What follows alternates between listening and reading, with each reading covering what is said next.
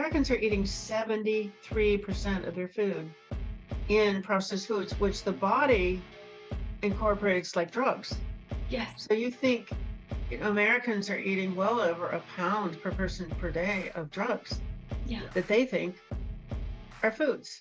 Hello and welcome to Sugar Free TV.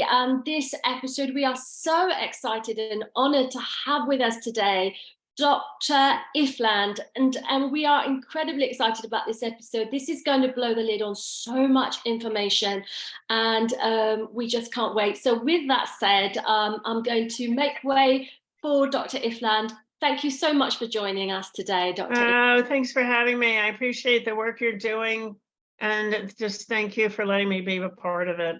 Amazing. So we're so excited because we want to make this an amazing and important resource for information for people across the world to have intelligent discussions with each other and hear us do the same, so that we can really blow the lid on what's happening with food, with nutrition, and with family life across the world, and some of the worrying trends that we're seeing. So I will give the way for you to introduce your work, Dr. Ifland, and tell us a little bit about some of the things that you have found. Okay, well, it's been a long journey. I got off of sugars and flours, not for the last time, I wish I could say, but 27 years ago, I did it for the first time. And it was shocking. I was raised in a traumatizing household where the adults had very short tempers, a lot of abrupt and violent behavior mixed in with neglect. When I had my own children, I was determined that that would not happen to them. Nonetheless, I would fly into rages, and it just was horrifying. I didn't like myself. I would be watching myself rage and wishing it would stop. And I did personal therapy, and then I did a women's group, and then I did the first of my 4 12-step groups. And I learned a lot about the trauma that I endured. I learned a lot of how to take somebody back to traumatic events. I learned about codependency, but none of it stopped the raging. So I was also yo-yo dieting through that period. I'd had 2 children in 2 years. And it was about the same time that the processed food industry started using high fructose corn syrup, which is very addictive and very fattening. Sorry. And I needed to lose weight one more time, in that cycle. So it was actually somebody in the codependency group that suggested maybe I would like to look into food addicts in recovery. And she didn't tell me why. So the first time she approached me, I was in a thin phase, but the second time I had regained the weight. And I thought, well, at least I'll get the book and learn the food plan, which I did. It was just elimination of sugars and flours. So the miracle started rolling in on day 4. My craving stopped, which I didn't even know was possible. I didn't know that you could possibly not think about food all the time, because I can remember my first memory as a child was trying to con an ice cream guy into giving me a free sample.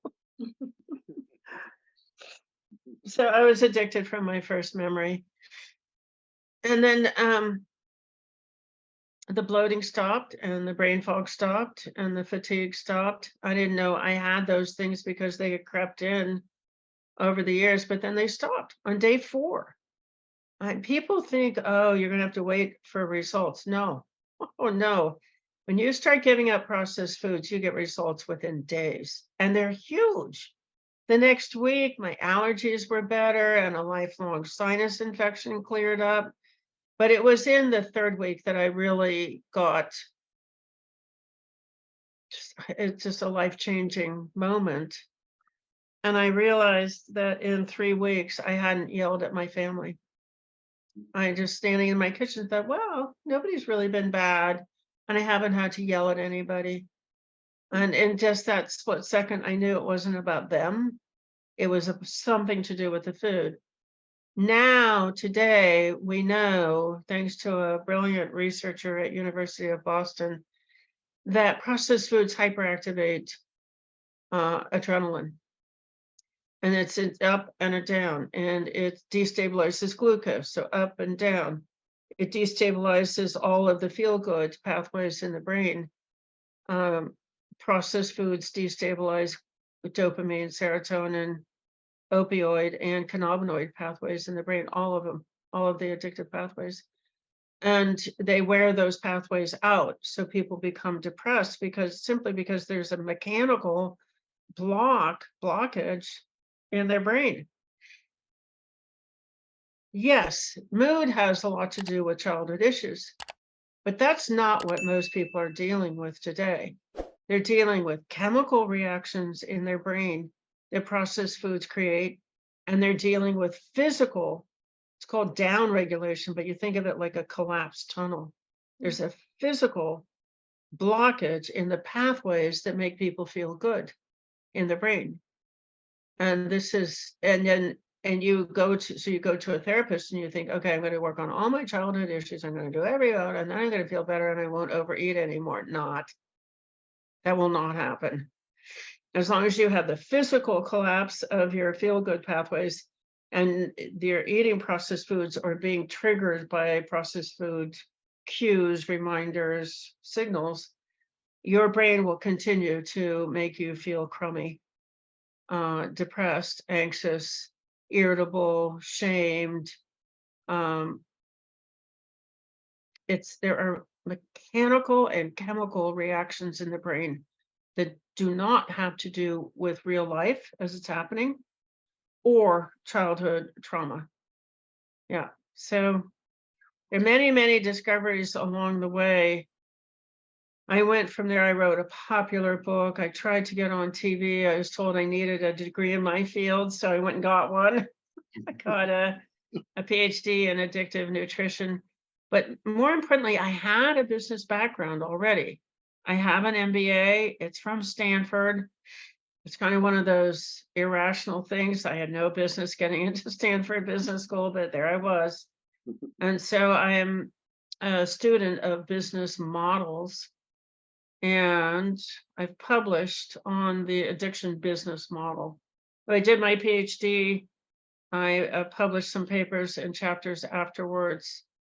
Fast forward to 2014, my dad has died, and I have been, I knew it was in my inbox, an offer from a textbook company, CRC Press, to write the textbook for processed food addiction. My dad died. He left me enough money to live on. And I finally responded to the contract and said, yes, I'll write it. I needed to move back to the town where I grew up to look after my stepmom, get her through the end of her life. It freed up 3 years full time to do the research. The textbook has over 2,000 citations. I wrote about 70% of the textbook. I got experts to write the other 30%. Altogether, the book is built inch by inch by inch on one study after another study. And the big findings are the findings that inform everything else that I've ever done are that it's a severe addiction commonly. So the American Psychiatric Association has 11 diagnostic criteria for addictions. Most people in the United States, over 80%, meet 6 of those 11 criteria. And that is the threshold for a severe addiction. So I'm writing along, I'm writing. I'm writing one full chapter on each of the criteria.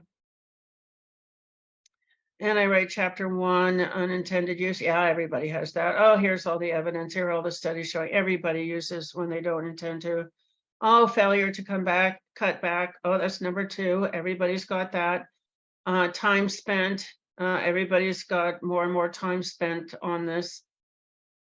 And then number 4 is cravings. Cravings correlate with body mass index or weight. And then use in spite of knowledge of consequences. 93% of Americans have high triglycerides, cholesterol, glucose, blood pressure, or waist to hip ratio, 93%. And then tolerance, using more and more over time. And you just see it that people in North America, there's some Canadian studies, some US studies, people are eating a greater percentage of their calories in processed foods over time. And then, so that's 6. And then on top of that, there is a withdrawal syndrome, and people are experiencing headaches, depression, irritability, fatigue related to withdrawal. So you have 80% of the US experiencing severe addiction. So that is a huge breakthrough in understanding, because then you know what is the correct level of care. And if for severe addictions, you go away to residential treatment for a couple of years. You want to make sure that that brain is protected from cueing. It's not just use, but a stimulation, a reminder, a signal can set off the flood of cravings. And then your behavior is being controlled by the addicted part of the brain, and the rational frontal lobe is not getting enough blood supply to work. So you have to not just protect the person from the substance, you have to protect the person from reminders that will set off that flood. And you have to put them in an environment where they can't get it, so that if they do accidentally get a flood, memory can even set it off, that they won't be able to hurt themselves. Okay, great. Okay, cool. Okay, we know what to do now. And we know that, let's see, what's 80% of 350 million people in the US alone? Huh. That looks like, what, I don't know. I've never even thought about it. So 20% would be 70. So that would be Yeah, 280 million yeah, people, right? yeah, 280. That Yeah. we're not sending People. 280 million people to residential care for 2 years. So I thought, this is 2017, 2016, and I already start to think, well, what are the facilities online? Well, there are chat rooms, but it just really didn't look very hopeful. And then the other thing I discovered in the textbook is that people are deeply traumatized. They've grown up in addicted brains because the tobacco industry, once they got a hold of processed foods, immediately attacked children with sugar being more addictive than cocaine or heroin. Yes. Well, we've got the rat studies on that. You grow up in an addicted brain, and people expect you to do things as a child you can't do because your brain is addicted. You're just controlled by cravings, and you're tired and you're sick. I mean, we have an epidemic of fatty liver among children here. So not only is the child traumatized by not being able to do things they're supposed to do, they're also not gaining life skills. Their brain's not set up for it. They have learning disabilities, their memory is poor, they have attention deficits because that frontal lobe is not getting enough blood supply. The blood's going back to the addicted areas and the stress areas of the brain. I'm sorry, I was outside all weekend among flowering trees. Okay, so fortunately, at the end of 2017, Zoom came along. And I immediately thought, oh, we could do intensive outpatient peer support over Zoom. And I'd already had in place a daily phone call, which wasn't nearly enough to deal with a severe addiction. So I recruited those volunteers. We got on Zoom. Nobody in the room at the beginning of that day had had a clean day of eating in 20 years, 30 years, decades. They had all been struggling, and I had been giving them this daily phone call, which was not enough. And by the end of the day, that very first day, they'd all had a clean day. Great. they'd all had a clean day, and I was shocked. Now, at that point, I had been trying for 22 years to find a reliable method. And then once I saw in the chapters of the textbook that this is a severe addiction, I knew why nothing I had done worked and why nothing else works and why weight loss doesn't work and why eating disorder treatment doesn't work. That's not how you treat a severe addiction. So we immediately started. That week, everybody stayed clean for a week. The next week, we had paid people from the outside. The same thing happened. And so over the next 5.5 years until today, we've built an online community. We broadcast over Zoom 15 to 17 hours a day around the world. I love your world map behind you, Luke. And we have teams that in my day, I'm on the west coast of the US. So the middle of my world starts in the UK, Europe and Africa. So they start my day at, I don't know, 3 o'clock in the morning. I don't get up. I just know they're broadcasting. And then it comes across to the east coast of the US, the west coast of the US, and all the Americas. And then back to Australia and the Pacific, and then back to the UK and Africa and Europe. Incredible. So what the cool thing about this is that somebody can open a screen anywhere in the world, any time of day. If we're taking a break, we broadcast for a block and then we take a break. They can go into the library and get out a video, or they can listen to a recorded conference call. We record a conference call every 24 hours. So here's the important thing is even if they do get jolted and they have cravings, what research shows is that if you join your community, if you walk into your tribe, your clan, you get an oxytocin release. And oxytocin is a hormone that travels to the dopamine pathways and stabilizes the dopamine pathways. So this is the easiest way I've ever heard of or I've ever seen for somebody to stop a craving and get control of their behavior. Just freaking, Zoom's on cell phones. Just freaking open up a cell phone, get on Zoom, boom, you're safe. It's so much easier now. Yeah. So that's what I've been up to. Yeah. I mean, I'm going to let Luke. I need to gather my thoughts and I'm just breathless by this incredible Luke. Yeah. No, absolutely amazing. And as in terms of the, where do you think that some of the, obviously we talked about the children, and that's something that's very close to our hearts. What do you see the sort of steps for young people and adults to sort of be doing? How do they start breaking away from the patterns? That's the Yeah, you just there's some good parallels. Cigarettes, who smokes in front of their children anymore? Right. Nobody. Yeah. Sugar's not the only, it's processed foods. Sugar, flour, gluten. Gluten has a natural morphine in it. Yes. Excessive salt, dairy has 4 different kinds of morphine in it, naturally occurring. Right.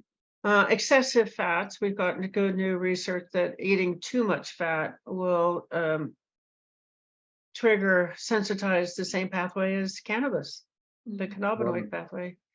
And then of course caffeine, and then food additives. These people are ruthless and they hide things in our food. So the first thing to do is to become aware. And you guys can just clip this out if it's not appropriate, but a good place to start is with our Facebook group, Food Addiction Education. Yes, absolutely. I mean, go in there.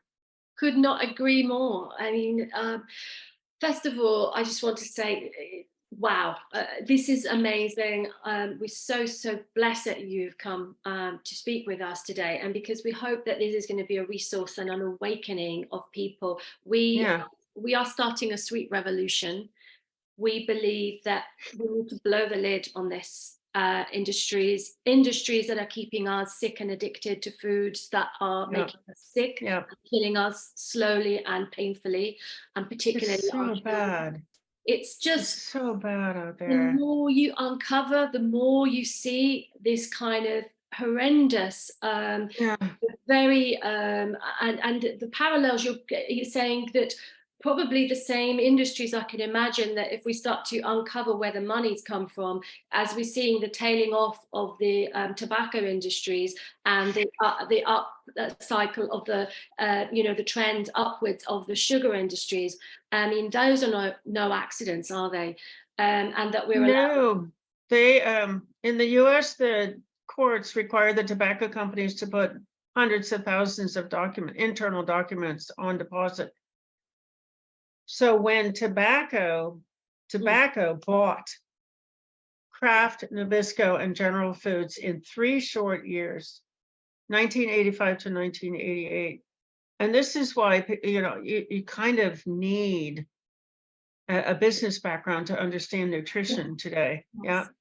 So when they did that, they brought a very specific addiction business model with them.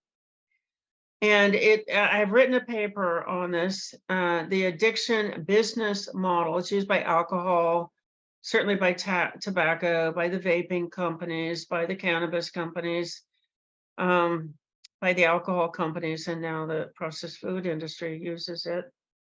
So it's a very specific business model. It has steps and it has components, and you do those things and you get people addicted. So it's explicitly described in the internal documents. When these tobacco executives got a hold of the processed food industries, they told those processed food executives how to do this, how to addict children to sugar. They took the Marlboro Country Store addiction mechanism, where you persuade people to smoke because you make it sexy and rebellious and masculine. And then you put a coupon on the package so they'll buy more because they can send in for free stuff and it's so cool. And then what they're sending in for are cues, triggers, reminders, stimulation, so that when you put your hand in your pocket, you feel your Marlboro lighter, and you immediately set off those craving pathways. And now you're going to the store to get cigarettes, but you weren't going to do that until you touch that lighter. That's the exact, and they describe this explicitly in the internal documents, and how they took this addiction mechanism, the Marlboro Country Store, and transformed it into the wacky warehouse of Kool-Aid for children. It's chilling. It's chilling. I mean, this is an industry that we see goes all the way back to slavery, and the dark roots of the sugar industries and the food industries, and how they are in bed with the pharmaceutical industries. And as people wake up, and this is the amazing thing I think that we have now, at our fingertips, is the internet, for us to be able to communicate with each other and forge communities, and have conversations about these things so we're better informed. I think that is going to be a weakening of those industries as people wake up to the reality of. Yeah, the only thing that I think we can do, so I would say, you asked what are the first steps. Please go to processedfoodaddiction.com and take the self-quiz. It is those 11 criteria. Yeah. And people, they're enormously relieved by taking that self-quiz and seeing, oh, I don't have an eating disorder. No, I'm not weak-willed. No, I'm not lazy. No, I do want it enough. I've just never been in an addiction recovery program. I've been in weight loss programs and eating disorder programs and therapy, childhood trauma program. No, it's not the issue. Those they can be present in the addiction, but the addiction requires it requires immersion. You've got to block out that cueing. and you've got to replace it with a lot of kindness. And that's what we train in. We train our own managers, and we call them they're ARC managers, and we call it the AMT, ARC Manager Training. You don't have to be headed to be an ARC manager. You could be a professional just wanting to know how to deal with these people. People know, nurses come into our program. They come in because they know they're missing something. They know there's a missing link. They know that their patients are good-hearted, trying really hard, and yet the diabetes is getting worse, or the weight keeps coming on.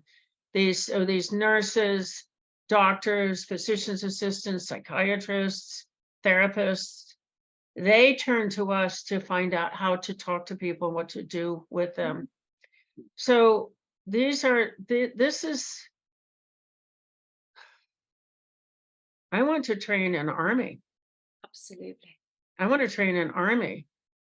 Amazing. The parallel that I keep kind of coming back to and just hoping that I can do this is when I got out of college in 1974, and here in the US, we'd had the civil rights movement and the anti-war movement successful. And everybody wanted to be a lawyer. They all went to law school. There were way too many lawyers, not enough jobs. So lawyers created their own businesses. And what did they do? They advised people in the US on how to sue. What are your rights? What can you sue for? What can you reclaim? What damages? And so the US became a litigious society. Why? Oh, because we had too many lawyers.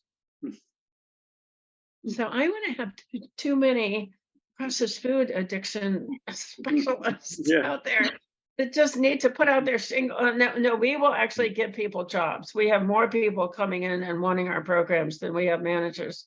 So that's the other thing is if somebody comes and trains with us, we will give them a job. We want to create influencers. You're asking me, do I ever see any hope? Really? And it's because we've created a method for creating influencers. So if a nurse comes into our training program, she can learn how to talk to her patients, but we can also set her up to give workshops and educate and become an influencer in the nursing field.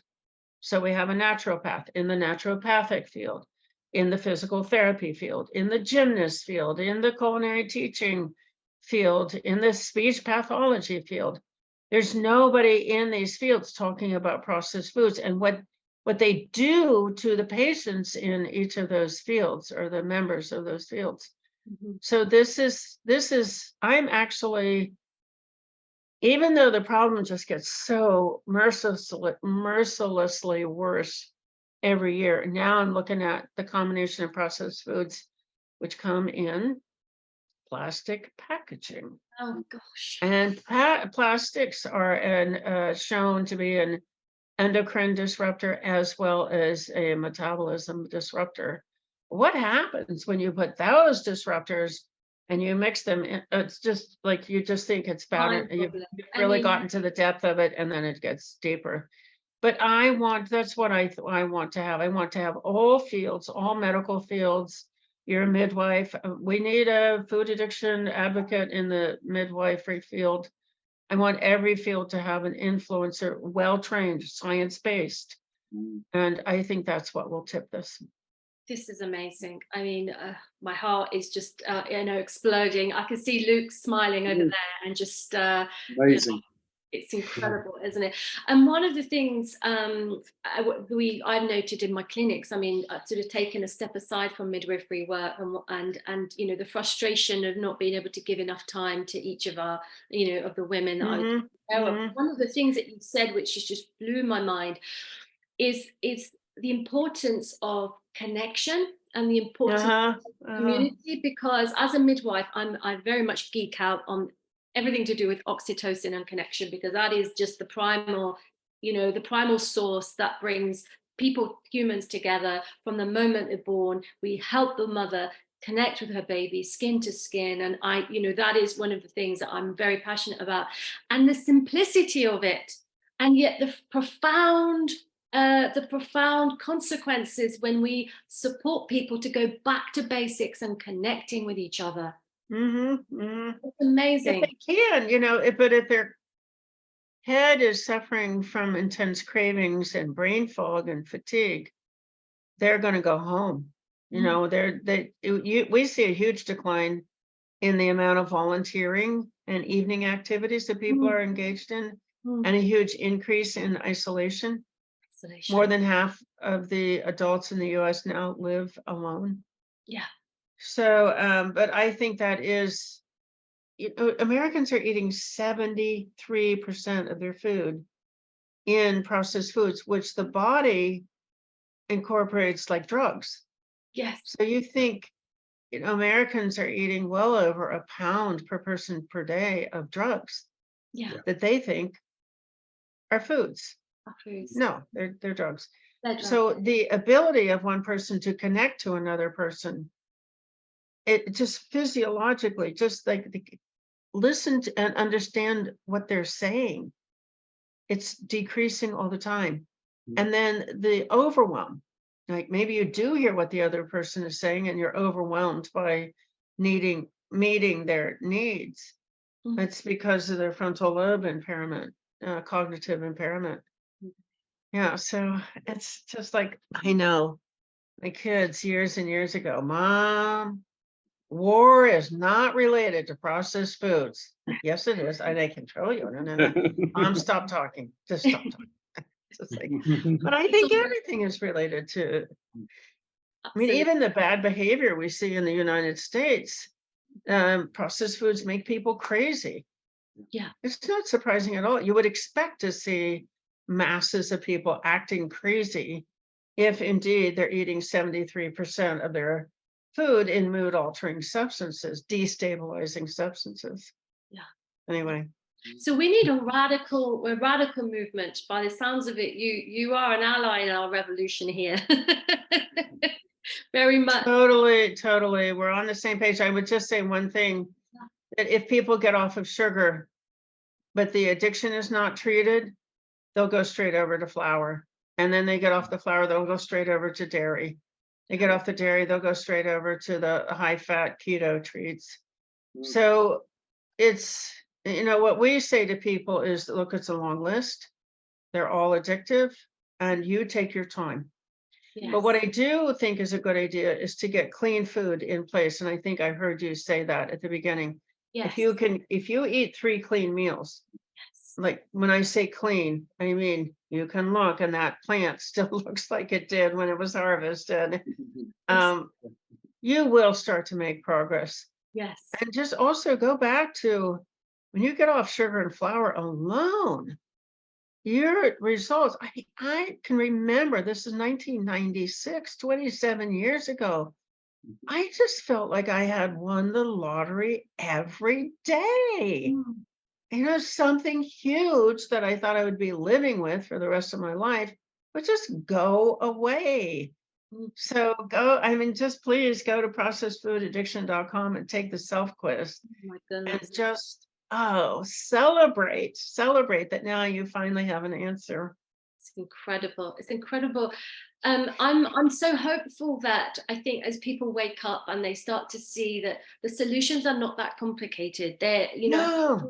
We've been, I think, in a way, the scientific community that, certainly I was brought up in and as a healthcare professional, sort of made it very, very difficult for people to see the solutions. And the solutions were right in front of us. They're very simple, very intuitive solutions that we genetically have in us to be able to nourish our children if we just go back to that simplicity. Well, here's the catch. The catch is that the dominating force in the brain is the urge, the drive, the compulsion to belong. Yeah. So whether you're an evolutionist or a creationist, there's one big area in which they totally overlap, which is you have to be in a tribe to survive. Yeah. Whether it's your neighboring tribe, enemy, or a wild animal, or just needing food, water, shelter, or surviving a drought, surviving crop failures, you've got to be in a tribe to do that. So you see, Maslow's hierarchy at the bottom is food, water, shelter. Yeah. And there's another layer under that. And that is the tribe that's going to get you the food, water, shelter. So how do you get a tribe to include you in its efforts to survive? You act like them. Mm. If they're going to look for food, you go to look for food. Mm. If they're sitting down around the campfire, you sit down with them. So that drive to copy is it's created by a whole network of very, very special brain cells all throughout the brain. And they are called mirror neurons because they will actually stimulate the brain cells, the muscle cells, etc., to make you act like the people around you. That is what was happening on January 1st, 2018, when we had our first day of Zoom. So here's one thing I'm very careful about. When I'm talking to the public, I'm talking about awareness. This is the situation. This is what the tobacco companies did. This is what the food industry does today. This is what happened to you as a child. This is why the government doesn't do anything about it. This is what it does to your brain. So awareness, awareness, awareness. But if I'm going to tell somebody my ideas, share my ideas about what to do, I'm not going to do that until they are protected inside a community, because otherwise it's not fair. No. For me to say, do this, it'll work. If they're not, if their mirror neurons are still copying people who are eating processed foods and are sick and are taking a lot of medications and believe that's the only way to go, that's not fair. I'm not going to tell you do this, because their brain is going to be pulling them over to do something quite different. Yes. But if they're in my community, oh my gosh, we're going to give them all the tips, all the skills. We teach, over 150 skills, because we know this addiction came on in childhood and you don't gain skills in an addicted brain. So we're parenting people all the time. It's another reason why we have that 15 to 17 hours of programming a day, Yes. 365 days a year. So this is, you just got to be super careful. If you're surrounded by people who are eating clean, your brain will just float you right over to eating clean. And that whole battle, I don't want to eat it. Oh, but the addiction, yeah, but it looks so good. No, I really don't want to eat, but she made it just for you. No, I mean, I know. No, it's okay. Just this once. It won't hurt this time. That battle is gone. Mm. Because the mirror neurons have taken over, and it's a very different voice. You're going through the grocery store and you're like, your hand is reaching out, because grocery stores are engineered to flood your brain with cravings, and your hand on its own volition is going out to pick up something bad. This whole brand new voice comes on in the head, says, we don't eat that. Oh, we don't eat that. Yeah. And you're able to just walk on. Yes. That's mirror neuron activation. That's what works. That is what works. Incredible. This is a revolution that definitely we're going to be working together, and I can see this pathing. The roadmap ahead of us is going to be a good one. We're in the midst at the moment of trying to wake the schools up, because we see one of the things. Oh my gosh. The schools are, and there's two places where we can't believe. Can we, Luke? I mean, you want to say the two places that we see are just where there should not be any sugar, for sure. Well, yeah, and as you know, I mean, we've discussed the whole schools campaign, and my son's children, the children at my son's school, they're all cooking now with our product, and making cookies and cakes with it, so that they can become sugar free as a school. Yeah. It's a big revolution. A revolution, and also we see. This is something that's incredible to me as a healthcare professional. In the UK, we have free at the service point healthcare. We have the NHS, the National Health Service, and we send people into hospital. to have their operations, whatever it is. It's hard to actually stay overnight in hospital in the UK, even if you've had surgery, just because there are no beds. so, but if you are an inpatient in hospital, you will have a sugary diet pretty much, unfortunately. Just make me crazy. Just go And ahead and make me crazy.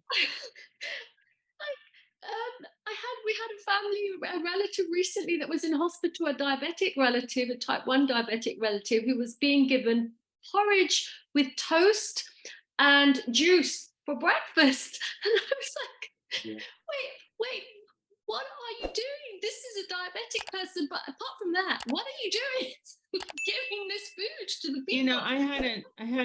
I was hit by a van actually about 3.5 years ago.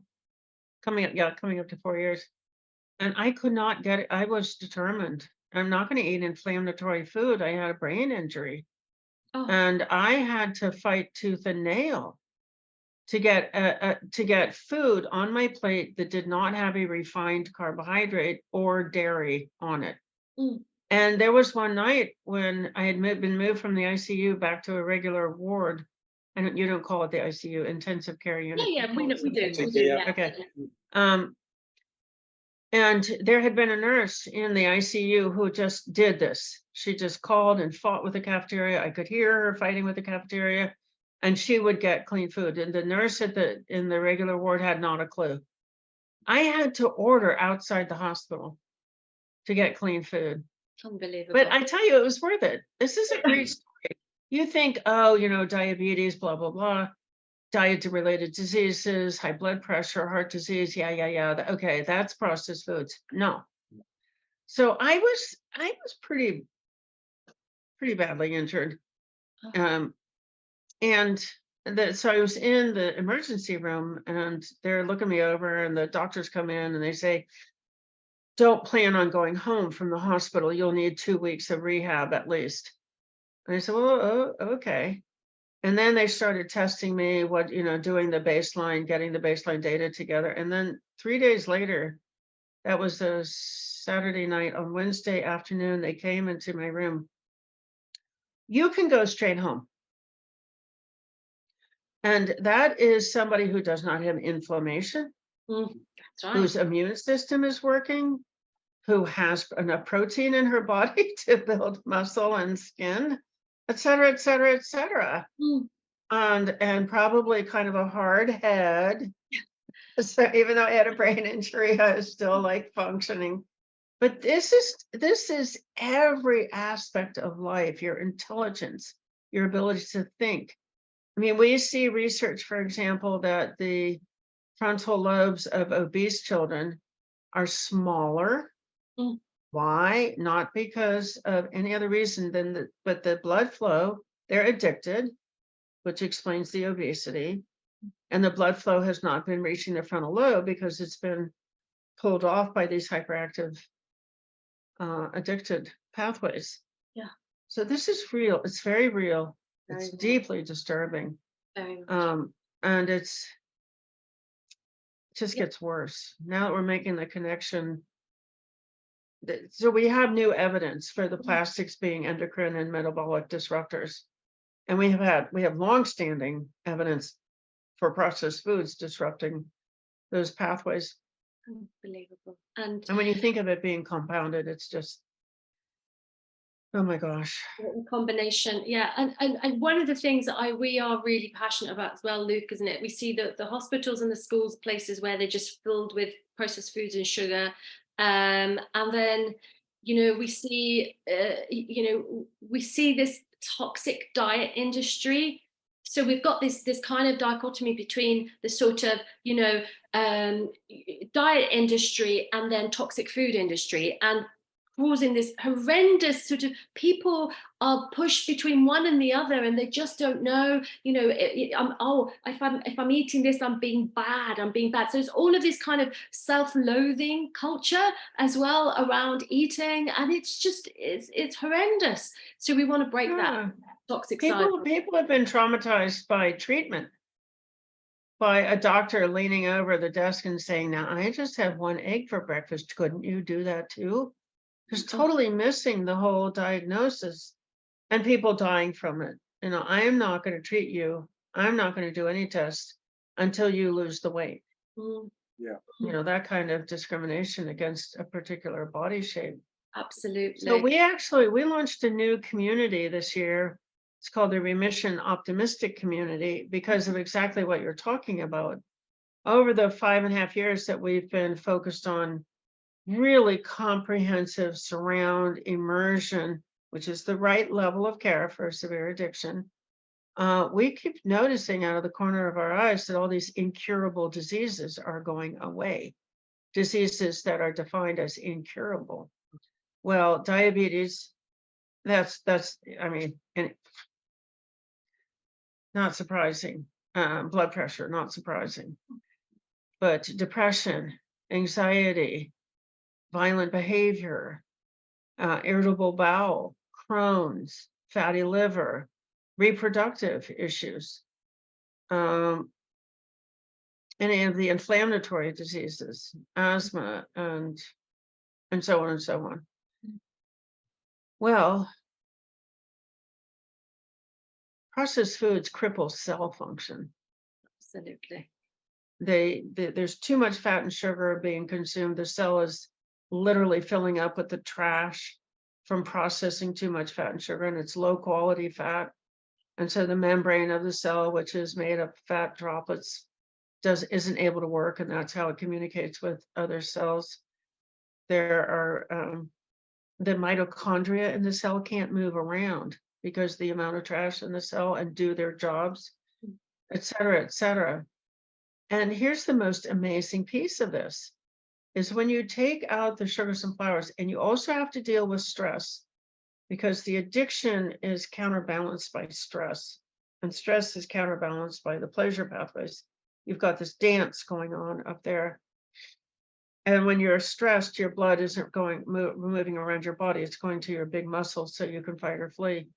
You've got to do both pieces. You've got to be in this very gentle, compassionate, kind, skillful environment where people are explaining to you why this is not your fault and not that's not your fault either. And then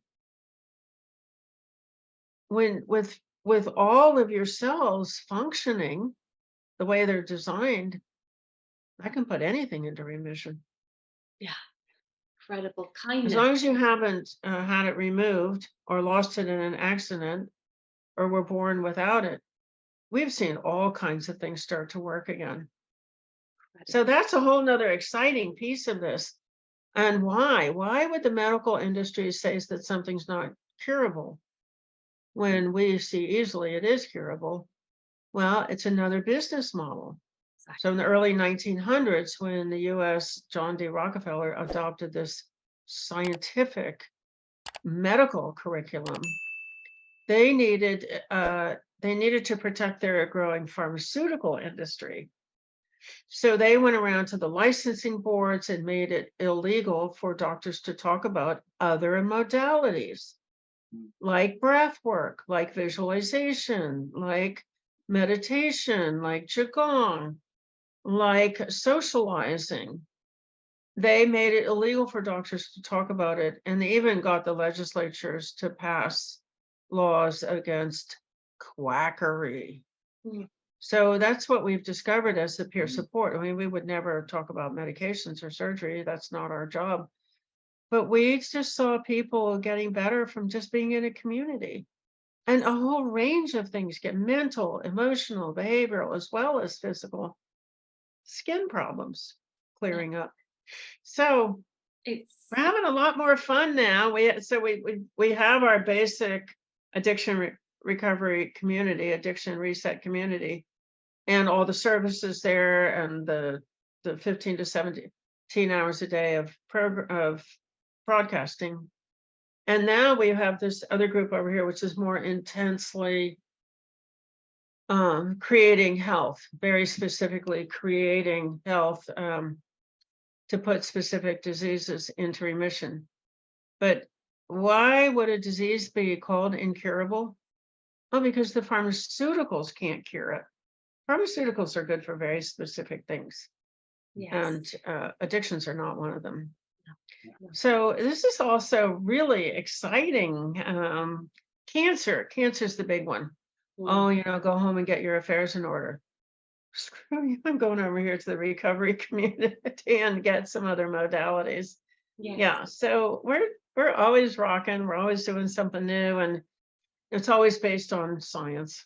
Amazing, amazing, amazing. I mean, we are so inspired by you, Dr. Ifland, today. I'm I'm glad. sure this is not going to be our last conversation, for sure. Thank you. I Thank you. can see Luke in the background Yeah. smiling, and you must be bursting to ask a couple more questions, really, before we Sure. Well, Sure. I mean, it's been incredible, and I think that it's such a great learning curve. And the thing for us as well on our journey is meeting incredible people like you and talking about these topics, because it's not really until we get deeply involved with actually what's going on, and that's why I asked the question earlier on about what can families start to do in order to try and break away from that sort of clutch of the processed foods, and I'm guessing that.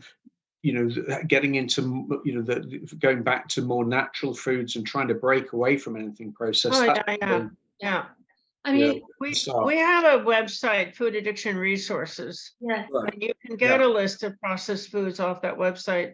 But the Great. main thing is go to processedfoodaddiction.com, take the self-quiz, get on our email list. Yeah. You're absolutely, so if you wanted your child to get off of alcohol, Yeah. a 12-year-old who had managed to become addicted to alcohol because all their friends are drinking alcohol, Yeah. you would keep it out of the house. yes, You would not drink it in front of him or her. No. You wouldn't let them go to drinking parties, and you wouldn't let them wear alcohol logo clothings. And you would find friends for them that also were not drinking. They would be in a recovery program. Yes. So, I think of sugar as crystallized alcohol, It is. except it's much worse. And one of the So keep it out of the house Yeah. keep it out of the and house. lay down the law with the teacher. You are not allowed to give my child processed foods. Can you remember? Be careful. If you just say no sugar, this is something else. Let's talk about addiction transfer. Addiction transfer. So those cigarette companies, they saw, oh, people are going to be getting off of cigarettes and they're going to be eating more. Yeah. We already had the research for that, right? People stop the nicotine, they'll just slide right over to sugar and fat. So if you don't treat the addiction, and if you don't get all the substances onto your list, you will find people getting off the sugar and picking up fat. And we see this in the keto community. So keto is get off the sugar and use fat. And that works for a while. And then the person whose addiction has not been treated, so they don't have thought control, pretty soon their fat consumption is going up. And then the sugar addiction, which has not been treated and therefore is incubating, it's just gone to sleep. It wakes up again, and now you have a virulent addiction of sugar and fat, and that'll kill you. Yeah. Yes. So you guys be careful, will you? If you want, ask me, and I'll send you a paper that I've written on this with all the evidence for how sugar addiction on a sugar-free, anytime you start to restrict carbohydrates, particularly refined carbohydrates, given the presence of high fat foods out there, it's just tragically easy for the person to transfer that sugar or flour, because flour is a refined carbohydrate, to transfer that over to fat. Because one of the things I was going to say also as well that I see, and it's very troubling, and that is that where there's a parent with an addiction, they also are buying their own children. They're feeding their children on the bad foods as well, because they've got the problem themselves. So treating it at that level is something that seems to be very key. Misery, well, they don't know any better. I mean, it's not their fault. This is something that's very hard for practitioners to do. I know in my own community, if somebody is not successful, I lean way back and I say to myself, what did I not do? What did I not do? Not, oh no, they're lazy, or no, they never really got it. No, what did I not do? Everybody wants this plenty. They work hard, they try hard, they spend gobs of money on it. And the programs that were broken from the beginning, programs that never could have. Dieting makes a food addiction worse because it wakes up another part of the brain, the food-seeking brain, the fear of famine brain. Yeah. The I'm not going to let you die of starvation brain. I'm going to make you look for food every minute of the day brain. Yeah. Yeah. Now you have these hyperactive reward centers, and now you have, it's just like, it's toxic. It's very, very toxic. It's a toxic cycle. And we absolutely think that, that, you know, we need to be part of breaking those cycles. And one of the things that we realize, I mean, although we have you know, our business is bringing a sugar replacement. However, what we realized very early on is that you can't replace one addiction. We don't want to have any part in addiction at all. What we thought is actually that community education and support is the core of our business, and replacing the sugar, taking those things out.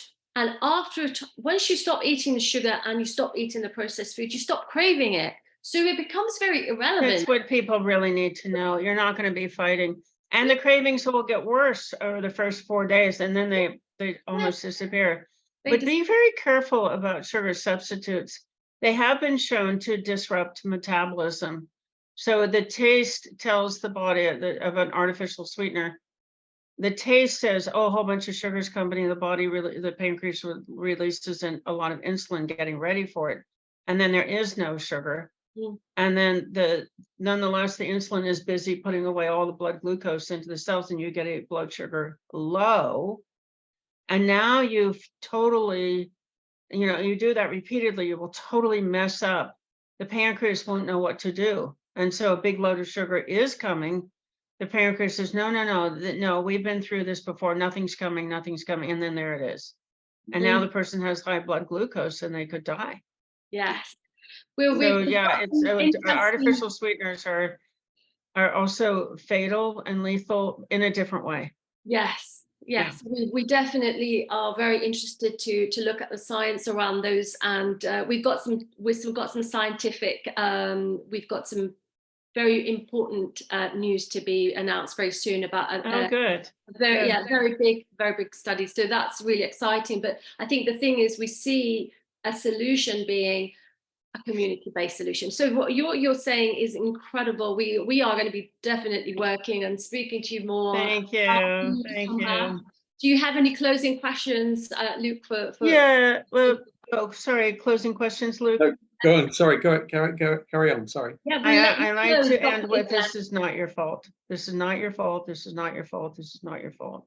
Amazing. And no matter what anybody has ever said to you about your appetite or your behavior or the consequences, none of it was your fault. None of it. Yes. You never got the right treatment.